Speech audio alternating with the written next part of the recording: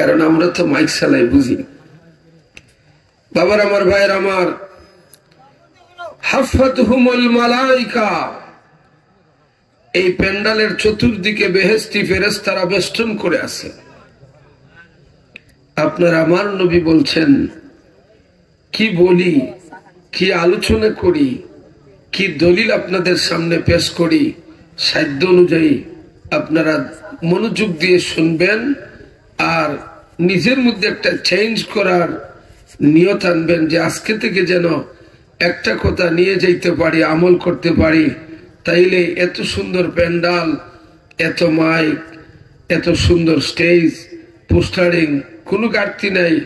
আর শুনছি তাবারক বিরিয়ানি আছে, বিরিয়ানি, তাইলে আয়োজনের কোনো ঘাটতি নাই। কিন্তু আপনাদের প্যান্ডালের অবস্থা দেখলে বোঝা যায় মিরপুরে মনে হয় জিতা মানুষের সংখ্যা কম। কি বলেন আপনারা? জিতা মানুষের সংখ্যা কম না বেশি? বেশি বোঝা যায় না, কারণ ঘুমানোর একটা দোয়া আছে, ঘুমানোর একটা দোয়া আছে। দোয়াটা জানেননি আপনারা?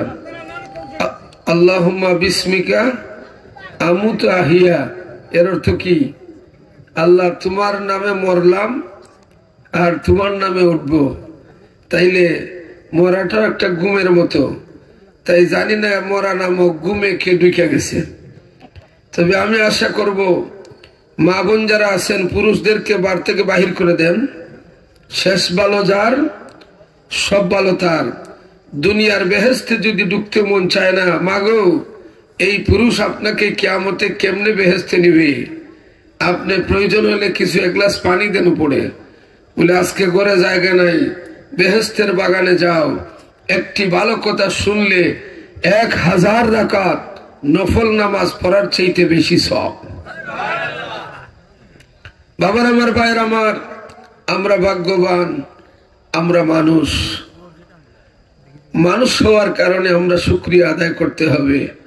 আমাদের চাইতে বড় বড় সাপ আছে, ব্যাঙ আছে, মশা আছে, কুমির আছে, আছে না? মাছ আছে, আমাদের চাইতে বড় বড় মাছও আছে। কিন্তু এর মধ্যে থেকে আল্লাহ পাক আমাদেরকে মানুষ করে সৃষ্টি করেছেন।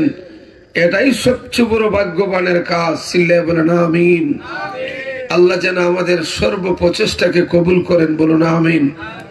বাবার আমার, ভাইয়ের আমার, আরো শুকরিয়া আদায় করি যে আমরা মুসলমান। মানুষের মধ্যে আমরা কি? মুসলমান। কারণ মুসলমান হওয়াটাও একটা ভাগ্যবানের কাজ। চাইলেই মুসলমান হওয়া যায় না। ইন্ডিয়াতে যখন গেলাম, আপনাদের দোয়ায় প্রোগ্রাম সহ প্রায় 23 বার আল্লাহ পাক আমাকে ইন্ডিয়া নিয়েছে। বিভিন্ন প্রোগ্রামেও যাওয়া হয়েছে। বিশেষ করে যখন কলিকাতা থেকে সর্বপ্রথম আজমির যাই, আজমির শরীফ, প্রায় 37 ঘন্টা সময় লাগছে ট্রেনে। কলিকাতা থেকে আজমির শরীফ 37 ঘন্টা লাগছে। শেষ হয় না, দিন শেষ হয়, রাত শেষ হয় না, রাত শেষ হয়, দিন শেষ হয় না। আর কত দূরে, আর কত দূরে, কষ্টের শেষ নাই। কিন্তু এর মধ্যখানে একটা মসজিদ চোখে পড়ল না। আজকে আমরা বাংলাদেশ, পাড়ায় মহল্লায় ছোট ছোট মসজিদ থাকতে পারে, কিন্তু ট্রেনে গেলাম একটা নান্দনিক মসজিদ দেখলাম না।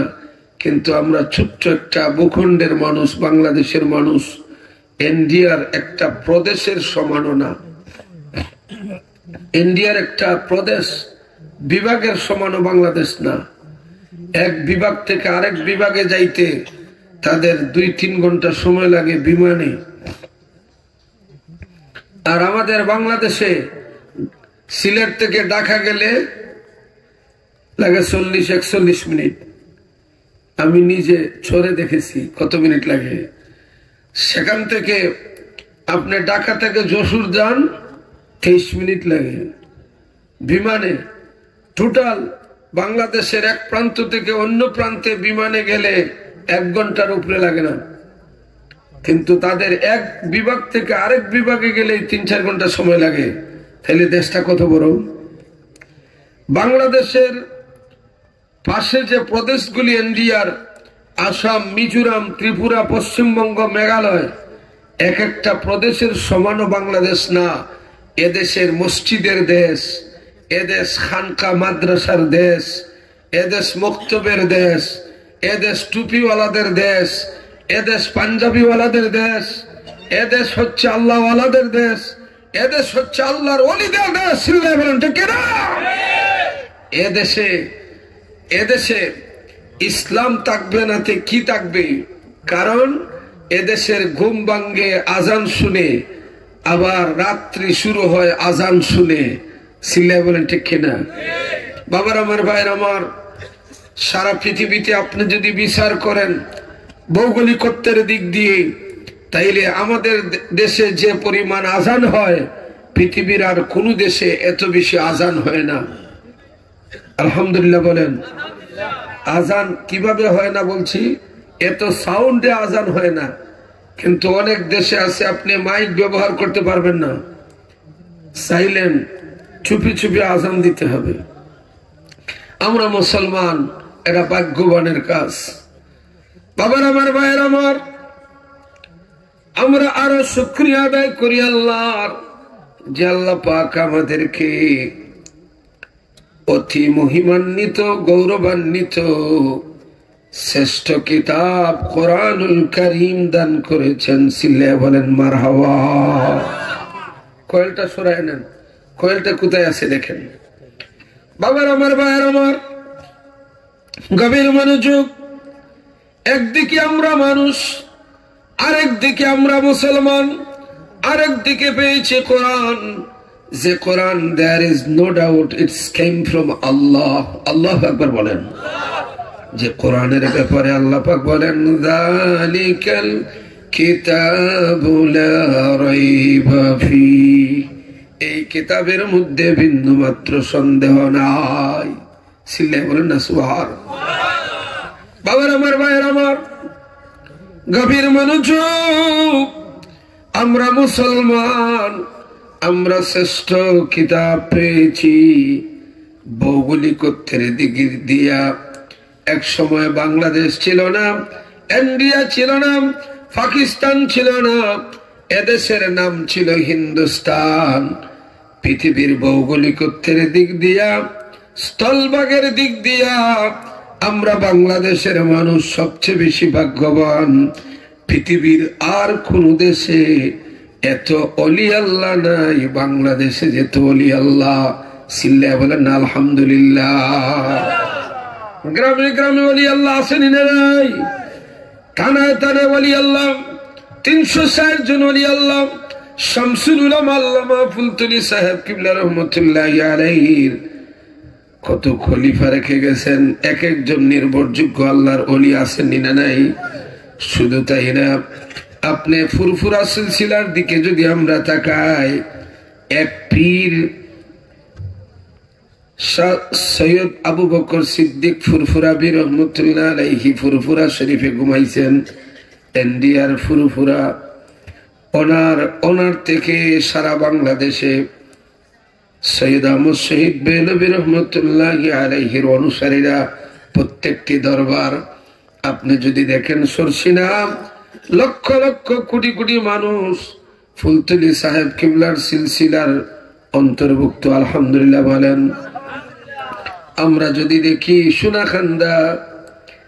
সোনাখান্দা, ফুরফুরা, সরসিনা, আড়াইবাড়ি, দামতি, মুসুরি কলা, ফুলতলি সাহেব কিবলা রহমতুল্লাহ আলাইহি সব মিলাইয়া প্রত্যেকটি দরবারের গোড়া এক, প্রত্যেকটি দরবারের গোড়া এক।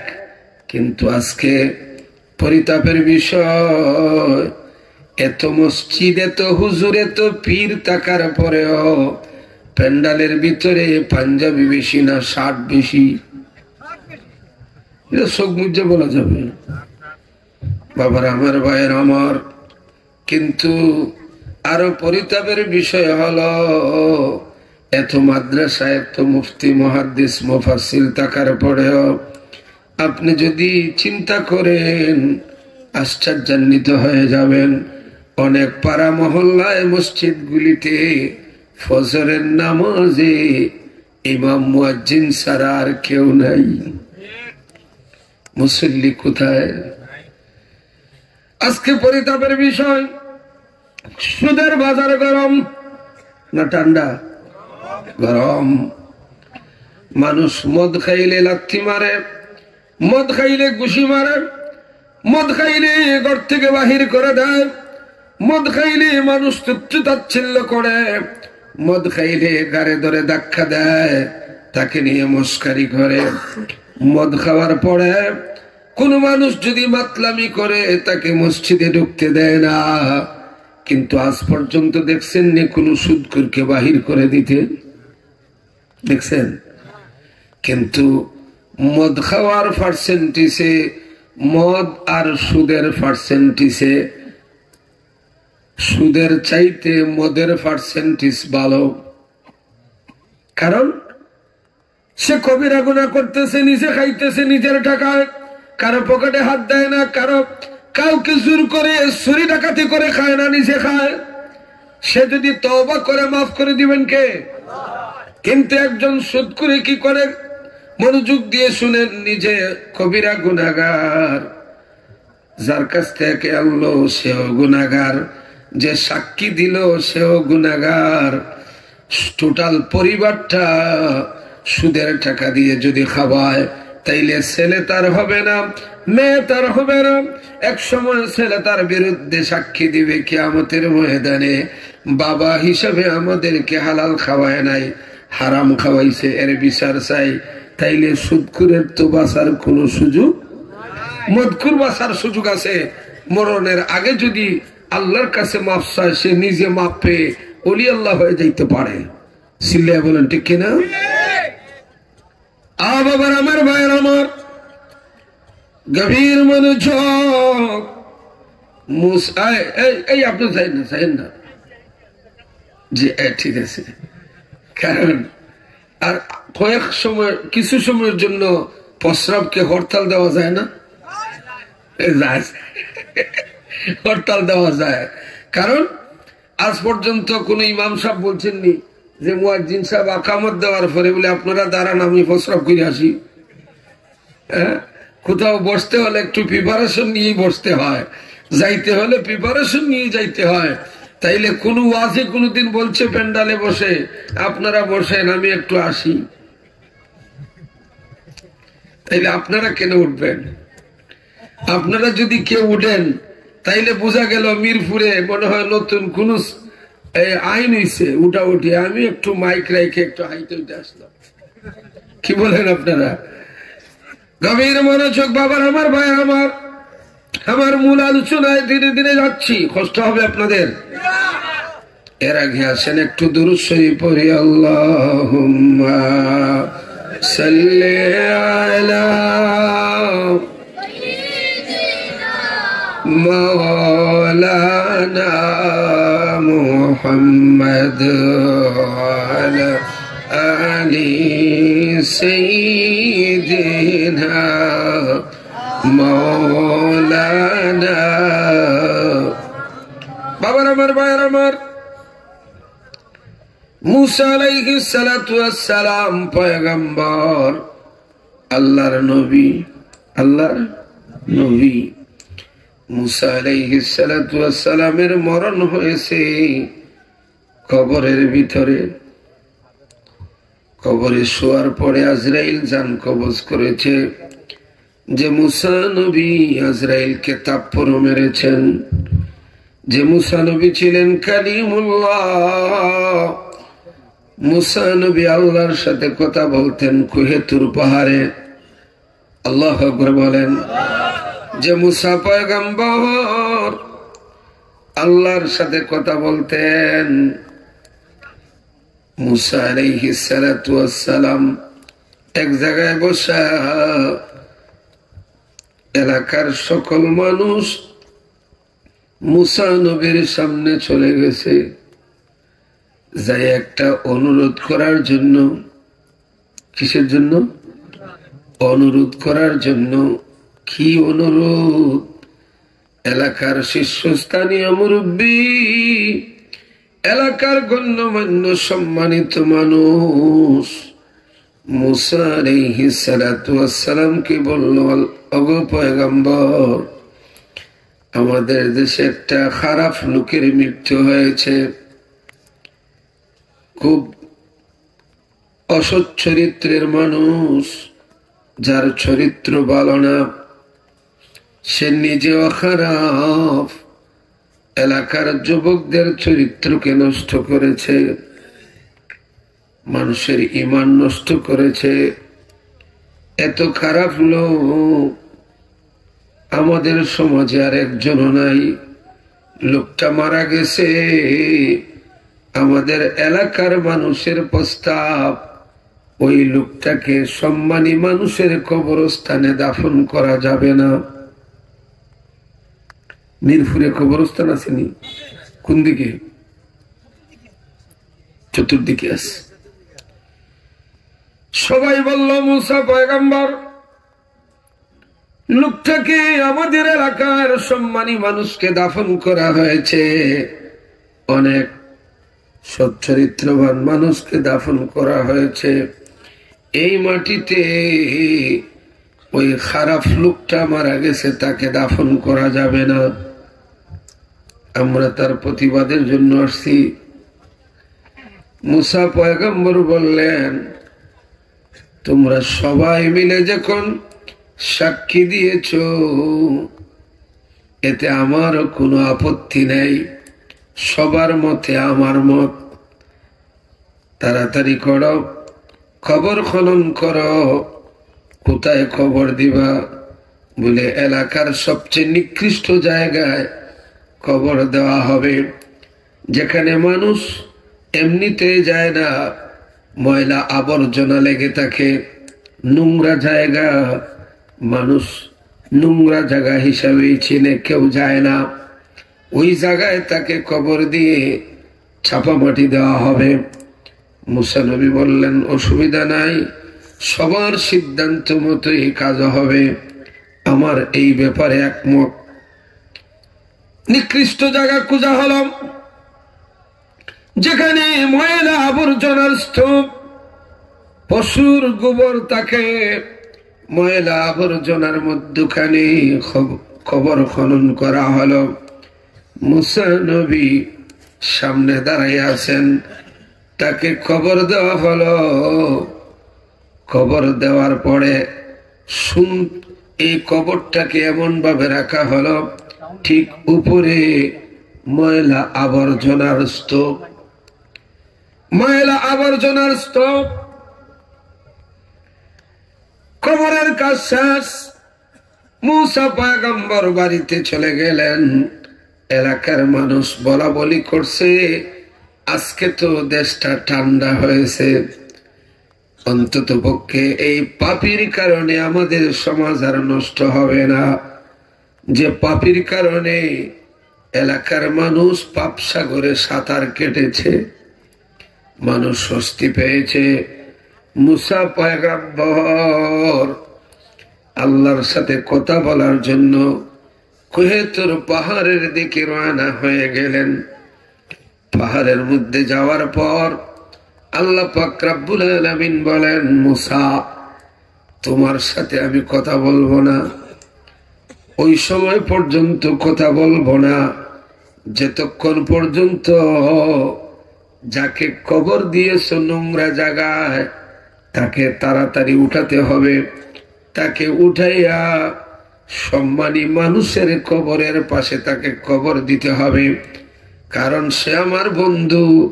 তাকে যদি সম্মানিত জায়গায় কবর দাও, তাইলে আমি আল্লাহ মুসা তোমার সাথে কথা বলা শুরু করব। আসতে বললেন সুবহানাল্লাহ। আপনারা তো ঠান্ডা আপনাদের এলাকায় একটু বেশি, আমি দেখেন পাতলা একটা পাঞ্জাবি পরে আসছি, ভাবছি তো হবিগঞ্জ আর মৌলভীবাজার তো বেশি পার্থক্য না। আইসা দেখি কুয়াশা পড়তেছে, আপনাদের গায়ে জ্যাকেট, সোয়েটার, চাদর, কিন্তু আমি তো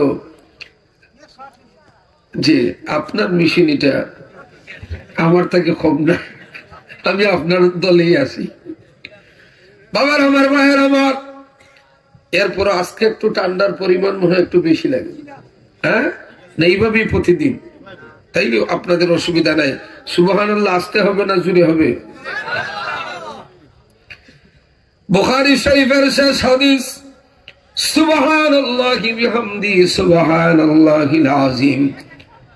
কেউ যদি পড়ে খাফিফাতানি আলাল লিসান সাকিলাতানি আলাল মিজান, বুখারী শরীফের শেষ হাদিস, এরপরে আর হাদিস নাই।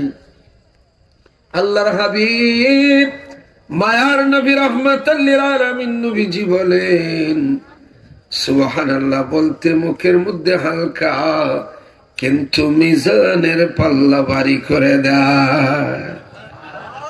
সুবহানাল্লাহর পাওয়ার আসতে হবে না জুড়ে হবে? বাবার আমার, ভাইয়ের আমার, গভীর মনোযোগ। মুসা পয়গম্বর তাড়াতাড়ি গ্রামে চলে আসছেন। আসার পরে এলাকার মানুষকে বললেন, আমরা যাকে নোংরা জায়গায় দাফন করেছি, দেরি করে যাবে না রে, আসো তাড়াতাড়ি তার কবর খনন করে কবর থেকে বাহির করি। কেন? কারণ পরে বলবো, আগে তাকে কবর থেকে উঠাও। আপনাদের এলাকায় খবর দেওয়ার পরে 1-2 দিন পরে যদি কোনো লাশ উঠায়, মানুষ আশ্চর্য হবে না? মানুষ, সারা দেশের মানুষ এক জায়গায় জমা হবে, ব্যাপার কি? খবর থেকে লাশ উঠানো হচ্ছে। মুসা নবী বললেন, দেরি না, তাড়াতাড়ি লাশ উঠাও। যেমন ঘোষণা তেমন কাজ। বাবার আমার, ভাইয়ের আমার, মুসা পয়গম্বর সামনে থেকে লাশ উঠালেন। উঠানোর পরে এবার সবাইকে বললেন, সম্মানী জায়গা বাহির করো, সম্মানী জায়গা বাহির করো, তাকে সম্মানী জায়গায় খবর দিতে হবে। সুন্দর একটা জায়গায় খবর দেওয়া হলো। এবার এলাকার মানুষ সবাই বলা বলি শুরু করলো, আমরা যাকে মহাপাপী বলে জানি, আমরা দেখেছি, শুনেছি, প্র্যাকটিক্যালি দেখেছি কত বড় পাপী, কিন্তু মুসা পয়গম্বর এই কাজটা কেন করলেন আমরা জানতে চাই। মুসা নবী বললেন, আমার কাজ আমি করেছি, এবার আল্লাহর সাথে কথা বলে জানবো তার রহস্য কি। সিল্লে বলেন না সুবহানাল্লাহ। وَأَمَّا مَنْ خَافَ مَقَامَ رَبِّهِ وَنَهَى النَّفْسَ عَنِ الْهَوَى إِنْ هُوَ إِلَّا وَحْيٌ। আল্লাহ পাক বলেন, وَأَمَّا مَنْ خَافَ مَقَامَ رَبِّهِ وَنَهَى النَّفْسَ عَنِ الْهَوَى فَإِنَّ الْجَنَّةَ هِيَ الْمَأْوَى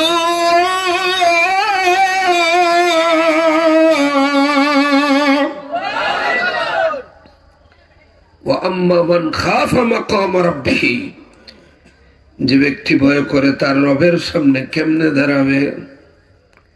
সামনে তাকাইলে গুনার পাহাড়, পিছনে তাকাইলে গুনার পাহাড়, ডানে গুনাহ, বামে গুনাহ, উপরে গুনাহ, নিচে গুনাহ, শুধু গুনাহ আর গুনাহ।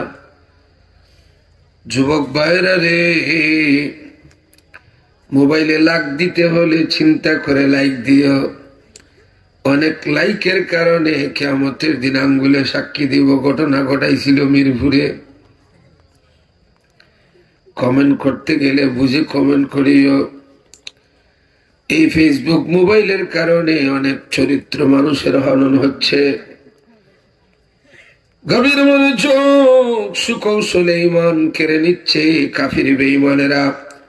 লাইক কমেন্টের মাধ্যমে, শেয়ারের মাধ্যমে আপনি যদি খারাপ কোনো ছবিকে শেয়ার করেন, খারাপ কোনো কথাকে শেয়ার করেন, কিয়ামতের দিনে শেয়ার করার কারণে কিয়ামত পর্যন্ত যতদিন ফেসবুক চলবে, যত মানুষ এটা দেখে গুনাহ করবে, তুমি কবরে থেকে সমান গুনাহ তোমার অ্যাকাউন্টে যাবে। তুমি শেয়ার করেছো। মিডিয়াকে ভালো কাজে ব্যবহার করবা, তাফসীর পড়বা, ফতোয়ার কিতাব হেদায়া পড়বা, বিভিন্ন নবীদের জীবনী মিডিয়াতে পড়বা, কোরআন শরীফ তেলাওয়াত করবা। বাংলা ট্রান্সলেট আছে, কোরআন শরীফকে মিডিয়ায় ব্যবহার করবা। তুমি গাড়িতে চড়ে ঢাকা যাও, তুমি মোবাইলে ইউটিউবে ঢুকে তুমি ফতোয়ার কিতাব, বিভিন্ন ফতোয়ার কিতাব আছে, দুরুল মুখতার আছে, ফতোয়ায়ে শামি আছে, হেদায়া আছে, কুদুরি আছে, বাংলা ভার্সন আছে। গাড়িতে বসে ফতোয়ার কিতাব পড়ো, ধীরে ধীরে দেখবা তোমার ফতোয়ার ভান্ডার মজবুত হয়ে যাবে।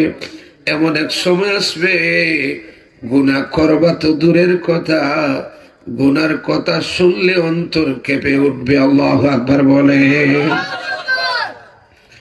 আমার যুবক ভাইরা, আমরা বেশি আগে না, ছোটবেলা শবে বরাতের চাঁদ আসলে লোকেরা বলতো বাত্তির চান আসছে, বলতো না, বাত্তির চান আসছে। বাবারা আমার, ভাইয়েরা আমার, বাড়িতে বাড়িতে মিলাদ শরীফ শবে বরাতের চাঁদে বাড়ির উঠানে হইতো। আপনাদের দেশে আসেনি? আলহামদুলিল্লাহ। মিলাদ শরীফ শেষে ঘর থেকে আওয়াজ হতো, মা বোনেরা বলতেন এক খতম কোরআন শরীফ আছে, এক খতম কোরআন শরীফ আছে, 2 খতম 3 খতম কোরআন শরীফ আছে। কিন্তু এখন তো কোরআন শরীফ খতম বসায়া দেও শোনা যায় না, কারণ ঘুম থেকে উঠে আগে ফেসবুক 1 খতম দেয়, ঠিক কিনা? ওইটা আঙ্গুল দিয়া উঠাইতে উঠাইতে আর যায় না। ফেসবুক খতম না করলে, মোবাইল না দেখলে সকাল হয় না। কোরআন শরীফ পড়বে কখন? এখন আর কোরআন খতমের আওয়াজ শোনা যায় না। এই ফেসবুক এসে কোরআন শরীফ তেলাওয়াত উঠাইয়া দিয়েছে। নাউজুবিল্লাহ বলেন। ছাত্ররা কিতাব পড়তে পারে না, বই পড়তে পারে না। এখন তো স্কুল মাদ্রাসায় বই পড়া লাগে না, অটোভাস। কি ভাস? অটোভাস। একটু ব্রেন খাটাইলে 90-এর উপরে মার্ক পাওয়া যায়। আর আমরা কিভাবে লেখাপড়া করেছি, মাগরিব থেকে রাত 11টা-12টা পর্যন্ত পড়ার টেবিলে ল্যাম্প জ্বালাইয়া, কি জ্বালাইয়া? ল্যাম্প জ্বালাইয়া, ল্যান্টন জ্বালাইয়া এমন ভাবে পড়ছে, পাশের ঘরে কেউ পড়ার জন্য ঘুমাইতে পারে নাই। একটা এসে মুখস্থ করছি, প্যারাগ্রাফ মুখস্থ করছি, সামারি মুখস্থ করেছি, রচনা দরখাস্ত মুখস্থ করেছি, অ্যাপ্লিকেশন, প্রশ্নের উত্তর মুখস্থ করতে করতে একটা অক্ষর যাতে ভুল না হয়, পাগল পারা হয়ে গেছি। এইগুলা মুখস্থ করতে করতে শেখার জন্য পড়তে পড়তে রাত চলে গেছে। পরীক্ষার সময় আসলে ঘুম নাই, মশারি টাঙ্গানোর সময় নাই। মশায় খাইতে খাইতে মশা বিরক্ত হয়ে বাহির হয়ে যাইত, যা খাবার খাইছি আর খাওয়া চলবে না। এইভাবে আমরা পড়ছি। কিন্তু এখন একটা পেজ দিবে, ওই পেজের মধ্যে টোটাল প্রশ্নের উত্তর দেওয়া থাকে। ওইটা পড়ে পড়ে একটু বুদ্ধি খাটাইয়া উত্তরগুলা বাহির করে এইটা তুলে দিলেই 90 মার্ক, 100-এর 100। এত সহজ। কিন্তু তাকে যদি বলেন এত লেখাপড়া করলা, তুমি একটু ডায়রিয়া বানান করো, পারে না। বলো যদি তোমার দাদার বাবার নাম কি, পারি না। দাদার বাবার নাম, বাবার নাম, দাদার নাম। আপনারা কেউ আসেননি, দাদার বাবার নাম কে? একজনে বলতে পারবেন? দাদার বাবার নাম বলেন? নেই। দেখছেন এত মানুষের মধ্যে 12টা শুরু হয়ে গেছে যে হায় হায় কি করলাম, দাদার বাবার নামই জানি না। কারণ টাইম নাই। বাবার আমার, ভাইয়ের আমার, গভীর মনোযোগ এখন স্মরণ হবে। আমি জানি মিরপুরের মানুষ পারবেন, কিন্তু স্মরণ হইতে একটু লেট হয়েছে। কারণ দাদার বাবার সাথে কারো সম্পর্ক নাই, শুধু আছে নিজের জন্য আর শ্বশুর শাশুড়ির জন্য। চিল্লা বলেন ঠিক কিনা? ব্যস্ত তো শ্বশুর শাশুড়ি নিয়ে। যুবক, তুমি জানো না তোমার মা তোমার জন্য কত কষ্ট করেছে? তুমি জানো না প্রথম যখন তোমার মায়ের পেটে তুমি যাও,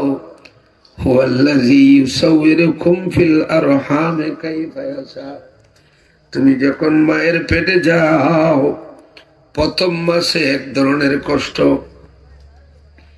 দ্বিতীয় মাসে এক ধরনের কষ্ট, তৃতীয় মাসে এক ধরনের কষ্ট, চতুর্থ, পঞ্চম, ষষ্ঠ, সপ্তম, অষ্টম, নবম, এক এক মাসে এক এক ধরনের কষ্ট। আসেনি না নাই? নিজে বাচ্চার বাবা হয়েছি, টের পাই বাচ্চা লালন পালন কত কষ্ট। রাত 2টা বাজলেও ঘুম থেকে উঠে যাইয়া দেখি বা ছেলে মেয়েকে মশায় খাইতেছে কিনা, মশারিটা একটু ঠিক করে দেই। এই ঠান্ডার মধ্যেও ঘুম থেকে উঠে মশারি টাঙ্গাইয়া দেই। তুমি জানো না রে যুবক, এমন এক সময় তোমার মা খাইতে বসছে, তৃপ্তি ভরে খাবে, পেটের খিদায় যন্ত্রণা পাচ্ছে, কিন্তু তুমি ওই সময় এমন লাথি মারছ, মার খাইবে তো দূরের কথা, বাঁচাও বাঁচাও বলে চিৎকার মারছে। খাইবে তো দূরের কথা। তুমি জানো না একদিন, 2 দিন, 3 দিন হয়েছে ঘুম নাই, একটু সুস্থ হয়েছে, ঘুমানোর নিয়ত করেছে আজকে একটু আগে ঘুমাবো। মা বিছানায় মশারি টাঙ্গাইয়া সুন্দরভাবে ঘুমাতে গেছে, ঠিক ওই সময় তুমি তোমার মার পেটে লাথি মারছো। মায়ের ঘুম লাগবে তো দূরের কথা, সারা রাত শুধু পেটের ব্যথায়, পেটের ব্যথায় চোখের পানি ছেড়ে কান্নাকাটি করছে। ঘরের মহিলারা বলছে কান্নাকাটি করিও না, কিছুদিন পরে তোমার সোনার মানিক তোমার হাতে চলে আসবে, সন্তানের মুখ দেখলে আর কষ্ট থাকবে না। যুবক, গভীর মনোযোগ। আমার মিরপুরের যুবক ভাইরা এত নিষ্ঠুর হয়েছ, অনেকের 10 বছর হয়ে গেছে মায়ের কবরের সামনে যায় নাই, মা বাবার কবরের সামনে যায় নাই। 5 বছর চলে গেছে মা বাবার খবর যাইয়া দেখে নাই। 2 বছর হয়ে গেছে মার কবরে যায় নাই। 1 বছর হয়েছে মায়ের কবর দেখে নাই। অনেকের মায়ের কবরের চিহ্ন পর্যন্ত চলে গেছে, চিনে না। কারণ অনেকের সন্তান আছে রে, দাদার কবর চিনে না। এত নিষ্ঠুর হয়েছি আমরা। মুর্দেগান্ডা সাগরের মধ্যে যদি কোন সাঁতার না জানা মানুষকে ছেড়ে দেয়, যেভাবে হাবুডুবু খায়, সাঁতার জানে না, সাগরের মধ্যখানে পড়ে গেছে। আল্লাহর হাবিব বলেন এইভাবে মানুষ নেকির জন্য হাবুডুবু খায়। আপন জনেরা যখন দোয়া করে রে, তার মুনাজাতে কবরের আযাব বন্ধ হয়ে যায়। যুবক, তুমি